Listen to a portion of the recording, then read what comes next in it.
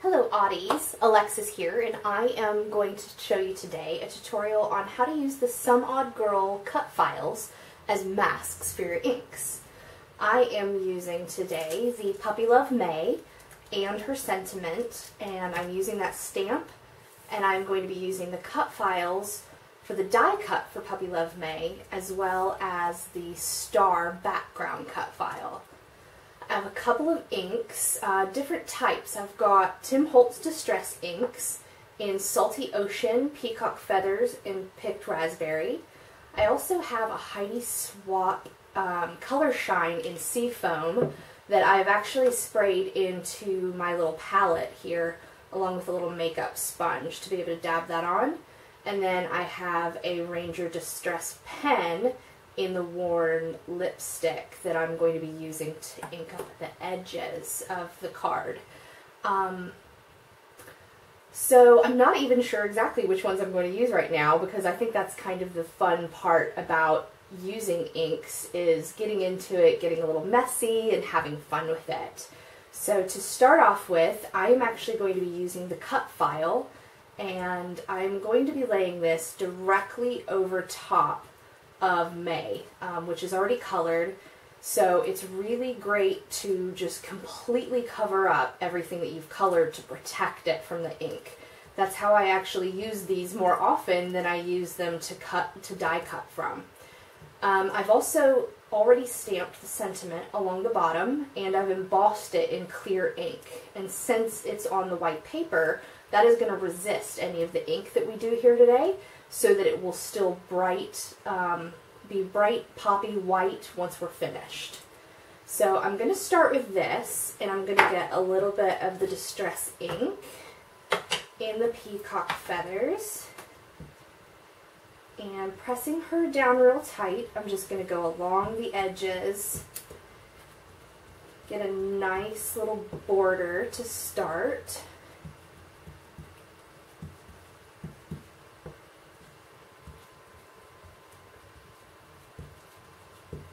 And as you can see here, as I go over what I've stamped, you can already see it resisting.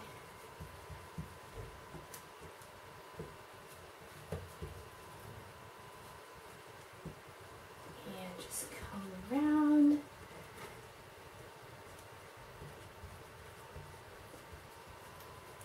And I'm dabbing it pretty thick here to get a nice rich color.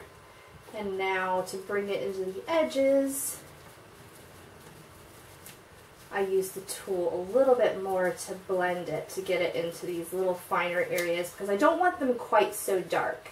I kind of love the way you get almost a halo around the image when you use the cut files in this method.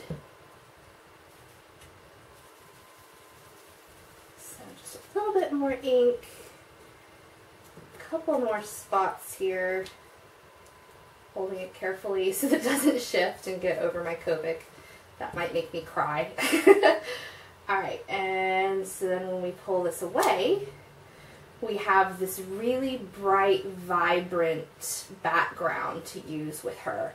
So we've got our sentiment, and it is a little bit hard to see right now, but all you have to do is take a little cloth and dab at that area, and you can see how any ink that did just barely stick to the white is gone now, so that it makes it a little easier to read.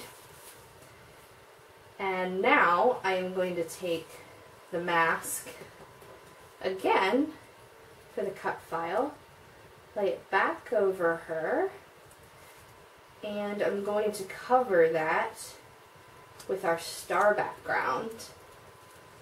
And this time I'm going to use a little bit of that Heidi Swap in the Seafoam.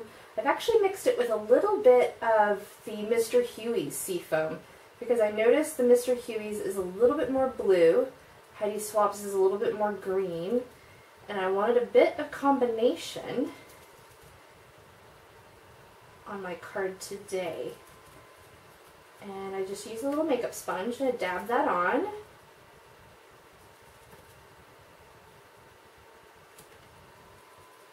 I find it a little easier to use a palette and a sponge when I'm using a mask with sharp edges like this star. Also, it gives you a completely different look than just spraying the ink directly onto your image.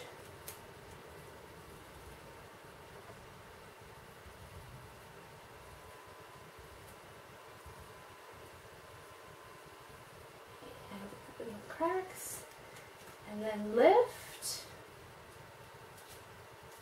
And so you've got a cute background.